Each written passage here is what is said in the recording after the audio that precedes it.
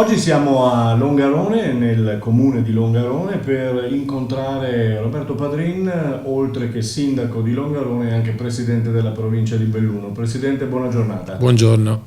Allora, siamo a Longarone per cercare di capire un attimo e vedere un attimo quali sono valori e ruolo della provincia di Belluno per le prossime Olimpiadi, naturalmente, questa Milano Cortina 2026. Ma questo è l'abbiamo detto ormai da anni, lo diciamo che è una straordinaria opportunità, è un'opportunità per il nostro territorio di grande visibilità perché si inserisce in un contesto ovviamente di un panorama mondiale. Avremo l'attenzione e gli occhi del mondo su di noi e quindi dovremo essere pronti, preparati, e le province hanno avuto un ruolo, devo dire, secondario. Noi abbiamo un impegno dal punto di vista autorizzativo per quelle che sono le nostre competenze, soprattutto a livello di urbanistica, di difesa del suolo, ma fondamentalmente poi anche un po' di collante per quanto riguarda invece quelle che sono iniziative collaterali alle Olimpiadi. Su questo abbiamo creato noi un tavolo di coordinamento dove abbiamo messo attorno tutte le associazioni di categoria della provincia di Belluno, la Fondazione Cortina, il Comune di Cortina, il Comune di Belluno, Feltre, per cercare insieme di mettere in piedi un programma di avvicinamento alle Olimpiadi che stiamo definendo proprio in queste settimane. Ma ecco, il tema della ricettività è uno dei grandi problemi che questa provincia ha, perché patiamo nei confronti dei vicini del Trentino Alto Adige una concorrenza assolutamente sleale. Se pensiamo che noi abbiamo 16.000 posti letto alberghieri rispetto agli oltre 250.000 dei vicini, la lotta è impari, questo è fuori discussione, e devo dire che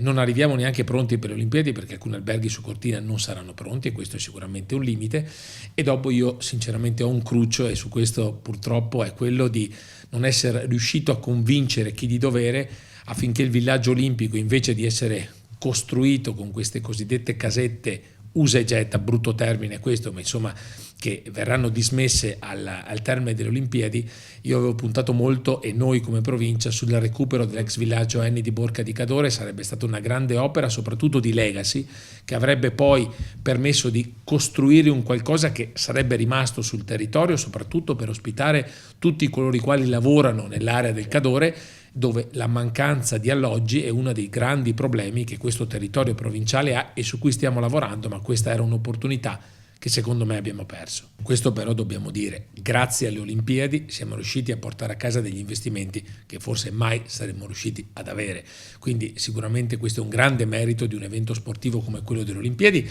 che poi avviene 5 anni dopo il grande evento dei mondiali di sci alpino che Cortina ha ospitato nel 2021, purtroppo in pieno Covid. Da un lato purtroppo, dall'altro forse per fortuna, perché le grandi opere di viabilità non erano pronte allora, e adesso siamo veramente al limite che siano pronte proprio per le Olimpiadi, perché la deadline è fissata al 31 dicembre per le 3 grandi varianti di Tai, Valle e San Vito di Cadore, che sono le 3 grandi opere per le quali poi si è speso circa 250 milioni di euro. Ma devo dire che un po' freddamente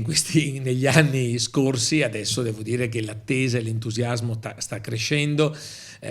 Questo ovviamente è ovvio, più ci avviciniamo, però adesso dobbiamo anche risolvere alcuni problemi, tipo le scuole, tipo i trasporti. Insomma, Longarone fra l'altro sarà l'hub della mobilità, dove tutti coloro i quali andranno a vedere le Olimpiadi e passeranno di qua dovranno sostare, verranno trasportati con dei pullman che sosteranno per 2 mesi qui a Longarone. Insomma, e attorno nel quartiere fieristico stiamo mettendo in piedi un grande evento di hospitality anche fieristico, per cercare appunto di accompagnare queste persone e far vedere le nostre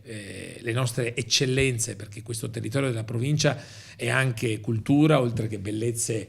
ambientali, è cultura, enogastronomia, storia, perché la storia della nostra provincia è tanta, dalla storia più triste che è legata ovviamente al Vajont, e abbiamo però la storia del Tiziano, abbiamo la storia di grandi Dino Buzzati, insomma abbiamo tanto da far vedere a chi vorrà visitare il nostro territorio. C'è stata qualche polemica, soprattutto per quanto riguarda il bob. Dispiaciuto, non dispiaciuto, si poteva fare, cosa c'era da migliorare? Ma sicuramente la pista da bob è un tema estremamente divisivo, perché è chiaro che un investimento di oltre 100 milioni di euro col numero di praticanti in rapporto. È chiaro che alcuni hanno tirato sul naso, hanno polemizzato e devo dire è anche comprensibile. Io parto però da un concetto: ho avuto la fortuna di essere a Losanna nel 2019 quando c'è stata l'assegnazione da parte del CIO delle Olimpiadi a Milano Cortina, e nel dossier olimpico era scritto chiaramente che l'unica nuova opera che si sarebbe realizzata per le Olimpiadi era la pista da bob.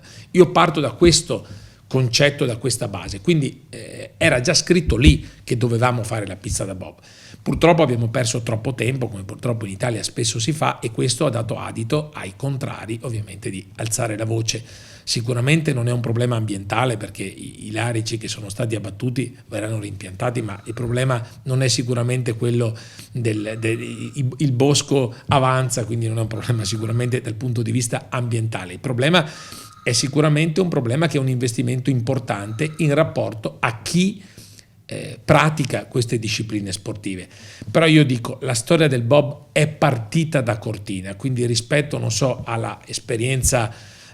disastrosa di Cesana, di una pista costruita e poi abbandonata, sicuramente Cortina non è in quelle condizioni, e mi auguro che possa diventare veramente un centro a livello mondiale per chi pratica questa disciplina come il bob, ma anche lo slittino e lo skeleton, e possa crescere, perché dobbiamo poi, e questa è un'altra degli impegni, garantire poi il mantenimento post-olimpico. Lì la provincia è un po' uscita dalla partita, lasciando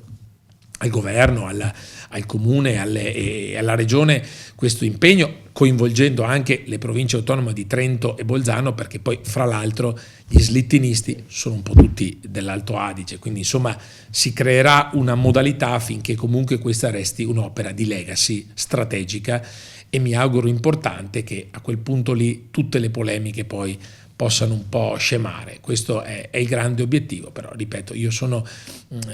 dobbiamo considerare questo come un'obiezione lecita, anche se però io parto da questo preconcetto e ho difeso la pista da bob sin dall'inizio, perché questo era un impegno che noi ci eravamo presi come paese ospitante. Presidente, la ringrazio, buon lavoro, sicuramente non mancherà da qui a Milano Cortina 2026. Grazie a voi e buona giornata.